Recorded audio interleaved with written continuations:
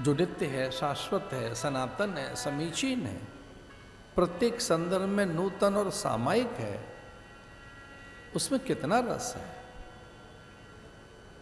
इसलिए मन नित्य नए रस के लिए रसान्वेषण करता रहता है। उसका एक वैशिष्ट्य है, सम्य रहकर भी एक अनोखा है, अद्भुत है, भिन्न है, एक नूतनता है, एक अलग तरह का नावीन्य, एक अलग तरह की अभिनवता, और उसको पाने की उत्सुकता, उसको पाने की अभिप्सा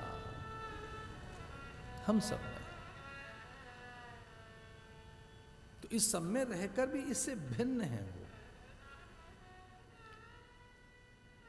और उसी को अनंत कहकर प्रणाम किया है शास्त्र ने। नमोस्तु अनंताय, हे अनंत आपको प्रणाम है।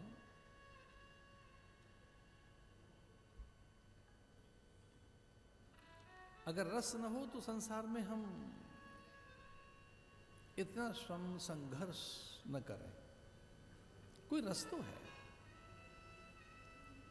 वस्तुओं में, पदार्थों में, काष्ठ में, धातु में, द्रव्यों में,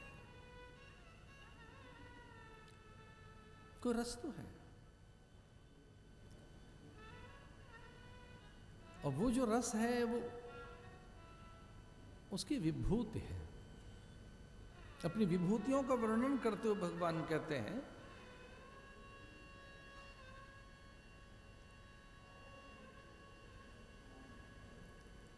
कि मैं इन सब में समाहित हूं। इसे शास्त्र ने कहा आपो वह ब्रह्म।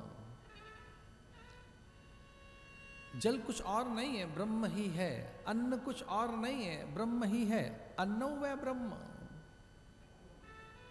कितना आदर है भारतीय संस्कृति में पदार्थों का, वस्तुओं का, कि व्यर्थ न जाए। कोई चीज व्यर्थ नहीं है, हे और निंदनीय नहीं है, कोई त्याज्य अग्राह्य नहीं है, कोई छोटी चीज नहीं है। इसे उसका आदर करना। अन्न वह ब्रह्म। हमने अन्न को ब्रह्म कहा है, हमने अन्न को परमात्मा कहा है। आपो वह ब्रह्म। आप कहते हैं जल को, आप जल, जल को हमने ब्रह्म कहा है, क्यों? ब्रह्म ही है। इसलिए अनादर न हो। और उस रस के बिना हम जी नहीं पाते।